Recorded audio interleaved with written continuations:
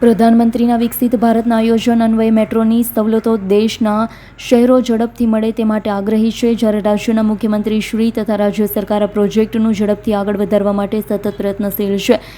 જેના ભાગરૂપે સુરત મેટ્રોમાં ડ્રીમ સિટીથી અલથાણ ટેનામેન્ટ સ્ટેશન વચ્ચેના 8.5 કિલોમીટરના વાયડક્ટનું કામ પૂર્ણ થયું છે. સાથે સાથે લંબાઈમાં ટ્રેનનું ટ્રાયલ શરૂ કરવામાં આવ્યું. ટ્રેક વિછાવવાનું તેમજ ટ્રેક્શન પાવર માટે થર્ડ રેલનું કામ પૂર્ણ કરવામાં આવ્યું. કુલ 7 સ્ટેશન બિલ્ડિંગનું સ્ટ્રક્ચર કામ પૂર્ણ થયું છે. એન્ટી એક્ઝિટ સ્ટ્રક્ચર તથા ફિનિશિંગના કાર્યમાં નોંધપાત્ર પ્રગતિ થઈ છે. ટ્રાયલમાં ટ્રેન રનિંગ આશરે 500 કલાકનો કરવામાં આવતો હોય છે. તેની સર્વે ચકાસણી તથા RDSO CMRS દ્વારા પણ ચકાસણી કરવાની હોય છે. આજના ટ્રાયલ રનથી શરૂ થયું છે. Bureau report S9 news Surat.